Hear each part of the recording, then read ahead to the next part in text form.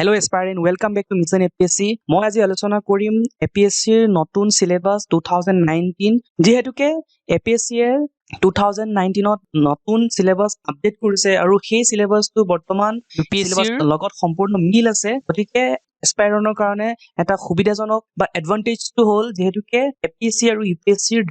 সিলেবাসটো difference নাই so এটা প্ৰিপাৰেচনতে আপুনি দুটা এক্সাম এটেম্প কৰিব পাৰিব আৰু আজিৰ ভিডিওটোত মই মেইনলি ফোকাস কৰিম APSC সিলেবাসৰ প্ৰিলিমছৰ সিলেবাস খিনিক লৈ আৰু কি এনেকুৱা সিক্ৰেট স্ট্ৰেটেজি আছে যাক আপুনি ইউজ কৰি প্ৰিলিমছ ইজিলি ক্ৰ্যাক কৰিব পাৰিব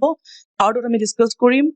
importance of MCQs in prelims so আজি ডিসকাস কৰাৰ আগতে আপোনালোকক মই ৰিকুৱেষ্ট কৰিব বিচাৰিছো যাতে আমাৰ যিখিনি কন্টেন্ট বা যিখিনি ভিডিও আমি আপলোড কৰো হেতু যাতে অন্য এক্সপাৰ্ট সকলো যাতে এভিল কৰিব পাৰে হেয়েহে আপোনালোকে যিমান পাৰে ভিডিওছবোৰ শেয়াৰ কৰক যাতে যিসকল লোক ফিনান্সিয়েল কনষ্ট্ৰেইনটে হওক বা অন্য কাৰণতে হওক দিল্লীত বা গুৱাহাটীত আহি ভাল কোচিং চেণ্টাৰত কোচিং ল'ব নোৱাৰে হেয়েহে আমি অনলাইনৰ জৰিয়তে যিমানখিনি পাৰিছো মিছন এপিএসসি টিমে আমি হোম ৰিলেটেড যিবোৰ ইস্যুজ সেইবোৰৰ ওপৰত ভিডিও বনাই আপোনালোকক হেল্প কৰিবৰ কাৰণে আমি আগবাঢ়ি আহিছো গতিকে আপোনালোকে যিমান পাৰে যাতে ভিডিওটো শেয়াৰ কৰক আৰু মিছন এপিএসসি বিষয়ে অন্যান্য এক্সপাৰ্টসকলক অৱগত কৰাওক এতিয়া আহো আজিৰ ডিসকাশনলৈ যেহেতুকে এপিএসসি 2019 ত ৱেবসাইটত আপলোড কৰিছে নতুন সিলেবাসটো আপোনালোকৰ সুবিধাৰ কাৰণে এয়া মই এই পাৰ্টটো আনিছো যেহেতুকে আজিৰ মই ভিডিওটোত অনলি প্ৰিলিমছৰ সিলেবাসটো ডিসকাস কৰিম কাৰণ ইতিমধ্যে মই এপিএসসি ৰ প্ৰিলিমছ তথা মেইনছক লৈ এটা ভিডিও আপলোড কৰিছো হেতু যদি আপোনালোকে চাব বিচাৰে মই ডেসক্ৰিপচনত আপোনালোকক লিংকটো দিম হেতু আপোনালোকে এবাৰ ভিজিট কৰক মই আজি প্ৰিলিমছ ফোকাস কৰাৰ ৰিজনটো হ'ল যেহেতুকে এপিএসসি এ বৰ্তমান নেগেটিভ মাৰ্ক ইন্ট্ৰোডিউস কৰিছে প্ৰিলিমছত কাৰণ আগতে কোনো ধৰণৰ নেগেটিভ মাৰ্ক নাছিল গতিকে বহু ক্যান্ডিডেটেই গেছ কৰিও কিছুমান কোৱেশ্চন আনসাৰ ৰাইট কৰা দেখা যায় বৰ্তমান যেহেতুকে নেগেটিভ ইন্ট্ৰোডিউস কৰা হৈছে গতিকে আপোনালোকে যিমান পাৰে কেয়াৰফুলি আৰু যিবোৰ কনফিডেন্ট সেইবোৰহে আপোনালোকে এটেম্প কৰাটো উচিত সো নেগেটিভ মাৰ্কিং থকা হেতুকে প্ৰিলিমছৰ কাৰণে সিলেবাস সেই সিলেবাসটো ডিটেইলছত জনাটো আপোনালোকৰ প্ৰয়োজন এহে মই আজি ফোকাস কৰিছো প্ৰিলিমছৰ সিলেবাসক লৈ প্ৰিলিমিনাৰী এক্সামিনেশনত অবজেক্টিভ টাইপ হ'ব আৰু দুটা পেপাৰ থাকিব পেপাৰ 1 জেনাৰেল ষ্টাডিজ 1 কোৱা হ'ব আৰু 200 মাৰ্ক থাকিব 2 আৱাৰ্ছত হেতু কমপ্লিট কৰিব লাগিব সেকেন্ড পেপাৰ হৈছে জেনাৰেল ষ্টাডিজ হেতু থাকিব আপোনালোকৰ 200 মাৰ্কস আৰু 2 আৱাৰ্ছত কমপ্লিট কৰিব লাগিব আৰু জেনাৰেল ষ্টাডিজ 1 ৰ কাৰণে যেটো কাট অফ এই কাট অফ এপিএসসি ডিটাৰমাইন কৰিব আৰু এইখিনি কেইটামান উল্লেখযোগ্য আপোনালোকক কথা জনাব বিচাৰিছো হেতু হৈছে জেনাৰেল ষ্টাডিজ পেপাৰ খনত 30 to 35 আসাম ৰিলেটেড কোৱেশ্চনছ আহিব সো সেই কাৰণে আমি মিছন এপিএসসি আসাম ৰিলেটেড যিবোৰ ইস্যুজ আসাম ইকোনমি হওক আসাম হিষ্ট্ৰি হওক আসাম জিওগ্ৰাফি হওক আসাম পলিটি হওক এইখিনিৰ ওপৰত আমি ভিডিও কনস্ট্যান্টলি দিবলৈ আমি ৰেডি হৈছো সো আপোনালোকৰ যদি কিবা কোৱেৰি থাকে আসাম ৰিলেটেড যদি ইস্যুজ থাকে বা কনসেপ্ট যদি ডাউটস থাকে আপোনালোকে আমাৰ কমেন্ট সেকশনত লিখক যে কোনটো টপিকৰ ওপৰত আপোনাৰ ডাউট আছে আৰু টপিকটোৰ ওপৰত আপোনালোকে ভিডিও বনোৱা বিচাৰে সো কমেন্ট সেকশনত প্লিজ আপোনালোকে হেতু মেনশন কৰক বা কমেন্ট কৰক যাতে আমি এইখিনিৰ ওপৰত ভিডিও বনাব পাৰো পৰৱৰ্তী সময়ত যেহেতুকে প্ৰিলিমছত আপোনালোকে ভাবি চাওক 30 to 35 30% যদি অসম ৰিলেটেড আহে দেন 60 মাৰ্কস অনলি অসমৰ আহিব যদি 35 হয় 70 মাৰ্কস মানে out of 200 marks Assam related কিমান আহিব 60 to 70 সো আপোনালোকে অসমৰ ইস্যুজবোৰ থৰলি জানিবই লাগিব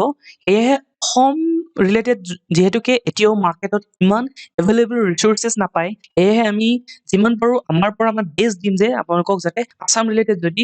ডাউটস থাকে বা কনসেপ্ট ক্লিয়াৰ নাথাকে বা যদি মেটেৰিয়েল লাগা হয় দেন আমি ট্ৰাই কৰিম আপোনালোকক দিবৰ কাৰণে সেকেন্ডটো হ'ল জেনাৰেল ষ্টাডিজ পেপাৰ 2 দিনখন পেপাৰ অনলি কোৱালিফাইং হ'ব কিন্তু 33% পাব লাগিব 33 মানে আউট অফ 200 কিমান হ'ব 66 মাৰ্ক আপুনি জেনাৰেল ষ্টাডিজত পাব লাগিব আৰু ইয়াতে এটা মন কৰিব তেতিয়াহে আপোনাক কোৱালিফাইড বুলি কনসিডাৰ কৰা হ'ব যেতিয়া আপুনি সেই 33% টো ফাৰ্স্ট কোৱালিফাই কৰিব দেন আপোনাৰ জেনাৰেল ষ্টাডিজ 1 পেপাৰখন ইভালুৱেট কৰিব এই কথাটো সদায় মনত ৰাখিব মানে মই কি ক'ব বিচাৰিছো জেনাৰেল ষ্টাডিজ সেকেন্ড খনত যদি আপুনি ফেইল কৰি ফাৰ্স্ট খনত পাসও কৰে then you are not qualified for the mains এতিয়া আহো কি ইস্যুজ বা কি সাবজেক্ট মেটাৰ্স ইনক্লুড কৰিছে জেনাৰেল ষ্টাডিজ 1 খনত সো জেনাৰেল ষ্টাডিজত ইয়াতে আমাৰ এপিএসসি এ স্পেসিফিক্যালি ইনক্লুড কৰি দিছে হেবোৰ হৈছে current events of national and international importance আৰু সেই যেটো current events of national and international importance হেবোৰ মেটেৰিয়েলছৰ কাৰণে আজিকালি যথেষ্ট অনলাইনত এভেইলেবল হেবোৰ আপোনালোকে এভিল কৰক যদি সেই ইস্যুবোৰ লৈ যদি আমি মিছন এপিএসসি যদি বনাব লাগে দেন কমেন্ট সেকশনত লিখক আমি আমাৰ ওয়ে আপোনালোকক দিবলৈ চেষ্টা কৰিম সেকেন্ড পাৰ্টত আছে history of India and Indian national movement এইখিনিতে আপোনালোকক এটা সুবিধাটো কৈ দিছো যে হিষ্ট্ৰী অফ ইণ্ডিয়াৰ কাৰণে NCERT বুকখিনি আপুনি বাইবেল টাইপে কনচিডাৰ কৰক। NCERT বুকখিনি লাগিবই। আৰু ইণ্ডিয়ান নেশ্যনেল মুভমেণ্টৰ কাৰণে এখন যথেষ্ট ভাল বুক এখন আছে, সেইখন হৈছে স্পেক্ট্ৰাম পাব্লিকেশ্যনৰ A Brief History of Modern India, যোনখন এডিট কৰিছে ৰাজীৱ এহিৰ। চ' এইখন বুক আপুনি মানে বাইবেল হিচাপে কনচিডাৰ কৰিব পাৰে আৰু সেই পচন্দটোৰ কাৰণে। আৰু যিমান পাৰে স্পেক্ট্ৰাম বুকখন সোনকালে শেষ কৰিব ট্ৰাই কৰক। যোনটো থাৰ্ডত আছে Indian and world geography, physical, social and economic, সেইটো থিয়ৰিটিকেল বেছ জিঅ'গ্ৰাফী পাৰ্টটো, আৰু সেইটো কাৰণে আপোনালোকে NCERT বুকখনে চাফিচিয়েণ্ট হয়। আৰু যিমান পাৰে ক্লাছ 6 পৰা 12 যিখিনি NCERT বুকছ আছে থৰলি যাওক, যাতে সেইবোৰৰ পৰা কনচেপচুৱেলি কুৱেশ্যনবোৰ আহে। আৰু geography of India and the world, এইটো যিটো থিয়ৰিটো পঢ়াৰ পিছত সেই এপ্লাইটো ক'ত হ'ব, জিঅ'গ্ৰাফিকেল লোকেশ্যন অফ ইণ্ডিয়াটো কেনেকুৱা হয়, আৰু ক'ত ক'ত কি ধৰণৰ মিনাৰেলছ বা অন্যান্য ইণ্ডাষ্ট্ৰিজ, নেশ্যনেল ৱাইল্ড লাইফৰ পৰা ষ্টাডি কৰি নেশ্যনেল পাৰ্ক ইত্যাদি ধৰণৰ কনচেপ্টবোৰ ইয়াতে সোমাই থাকিব। চ' সেইটোৰ কাৰণে আপোনালোকে মজিদ হুছেইনখনো ফ'ল' কৰিব পাৰে, নহ'লে আদাৰ আজিকালি যথেষ্ট ভাল ভাল অনলাইন প্লেটফৰ্ম আছে, সেইবোৰৰ পৰা আপোনালোকে ল'ব পাৰে। ফ'ৰ্থত আছে ইণ্ডিয়ান পলিটি এণ্ড গভাৰ্নেন্স, সেইখনৰ কাৰণে আপোনালোকে ব্লাইণ্ডলি আমাৰ লক্ষ্মীকান্তখন কনচিডাৰ কৰিব পাৰে। চ' ইয়াত যিহেতুকে আছাম পলিটিও আহিব পাৰে, সেইটো যদি বুক যদি আপোনালোকৰ এভেইলেবল নাই, আমি ট্ৰাই কৰিম আপোনালোকে কমেণ্ট ছেকশ্যনত লিখক যে স্পেচিয়েলি পঞ্চায়তী ৰাজ চিষ্টেমৰ ওপৰত যদি জানিব লাগে, দেন আমি ভিডিঅ' বনাম যদি আপোনালোকে বিচাৰে। আৰু historical evaluation of Panchayati Raj, সেই ৱেটো বা সেই যিটো হিষ্টৰিকেল ইভলিউশ্যনটো বহুত ইম্পৰ্টেণ্ট হয়। এটা চিষ্টেমেটিকেলি কেনেকৈ মনত ৰাখিব পাৰি তাৰ কিছুমান ৱে আছে। আজি ভিডিঅ'টোত সেইবোৰ বাৰু ডিছকাছ নকৰোঁ, কিন্তু পৰৱৰ্তী সময়ত যদি আপোনালোকে বিচাৰে দেন আমি সেইবোৰ কেনেকৈ মনত ৰখা উচিত সেইখিনিক লৈও আমি এটা ভিডিঅ' বনাব পাৰিম। ফ'ৰ্থত আছে ইকনমিক এণ্ড ছ'চিয়েল ডেভেলপমেণ্ট, সেইখিনি হ'ল ইকনমিক পাৰ্টত ইণ্ডিয়ান ইকনমি বুলিয়ে ধৰক বা যোনবোৰ আমাৰ আজিকালি ইউনাইটেড নেশ্যনৰ ছাষ্টেইনেবল ডেভেলপমেণ্টৰ ইছ্যুজবোৰেই হওক, চ' সেইবোৰ আপোনালোকে ইয়াত কভাৰ কৰিব লাগিব। আৰু আছাম ইকনমিৰ ওপৰত বুকছবোৰ এভেইলেবল নহয়, চ' যদি আছাম ৰিলেটেড ইকনমিৰ ওপৰত যদি কুৱেশ্যনছ থাকে আপোনালোকে কমেণ্ট ছেকশ্যনত লিখক, বা এইটো টপিকছৰ আছাম ইকনমিক আপোনালোকৰ ডাউটছ আছে সেইটোৰ ওপৰত এটা ক্লাছ হওক, দেন আমি নিশ্চয় সেইটো ট্ৰাই কৰিম আপোনালোকৰ কোৱেৰিবোৰ এড্ৰেছ কৰিবৰ কাৰণে। ইয়াতে কি আছে, sustainable development, poverty, inclusion, demographic, social sector initiatives. So' পভাৰ্টিৰ কাৰণে যোনবোৰ স্কিমছ আছে সেই স্কিমবোৰ চাব, পভাৰ্টি ৰেচিঅ' কিমান কোনটো পিৰিয়ডত কিমান হৈ আছিলে সেইখিনি চাওক, আৰু এক্ৰছ ষ্টেটছ কোনটো ষ্টেটত পভাৰ্টি ৰেটটো ড্ৰাষ্টিকেলি কমিছে আৰু কোনটোত হাই হৈ আছে সেইবোৰ চাব। কাৰণ আপোনালোকে কেতিয়াবা মাইণ্ড যদি কৰে প্ৰিভিয়াছ ইয়েৰ্ছৰ কুৱেশ্যন পেপাৰ যদি চাই, তাতে কেতিয়াবা আহে যে ছাপ'জ আপোনালোকক মাল্টিপল চইচ কুৱেশ্যন হিচাপে দিব যে তলৰ চাৰিটাৰ ভিতৰত কোনকেইটা ষ্টেটছ টপত আছে পভাৰ্টিৰ ক্ষেত্ৰত বা পভাৰ্টি ৰেটৰ ক্ষেত্ৰত। চ' যেতিয়া আপোনালোকে প্ৰপাৰ এটা ডায়েগ্ৰামত গোটেই এক্ৰছ দ্য ইণ্ডিয়ান ষ্টেটছবোৰৰ এটা লিষ্ট বনাব, তেতিয়াহে আপোনালোকে প্ৰপাৰলি এৰেঞ্জ কৰিব পাৰিব এচেণ্ডিং বা ডিচেণ্ডিং অৰ্ডাৰত, সেইখিনি আপোনালোকে কৰিব লাগিব। আৰু ছ'চিয়েল ছেক্টৰ ইনিচিয়েটিভ যোনবোৰ ৰিচেণ্ট টাইমতে হওক বা গভৰ্ণমেণ্ট অফ ইণ্ডিয়াৰ যোনবোৰ ইনিচিয়েটিভ লৈ থাকে সেইবোৰ আপোনালোকে থৰলি যাব। আৰু এইটোৰ কাৰণে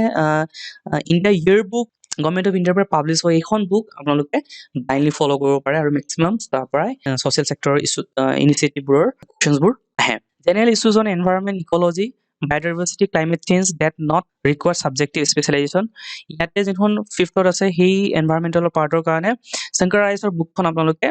ফ'ল' কৰিব পাৰে। আৰু প্ৰিলিমছত যোনবোৰ এনভাইৰনমেণ্টেল ৰিলেটেড, ছাপ'জ এতিয়া এক্সাম্পল হিচাপে আপোনালোকক ক'ব পাৰোঁ দিহিং পাটকাইৰ ওপৰত আহিব পাৰে, চ' সেইটো যিহেতুকে এনভাইৰনমেণ্ট ইক'লজিৰ ছাবজেক্টতে সোমাই পৰে। এনেকুৱা ধৰণৰ ৰিচেণ্ট টাইমত নিউজত কি কি আহি আছে, ঠিক আছে,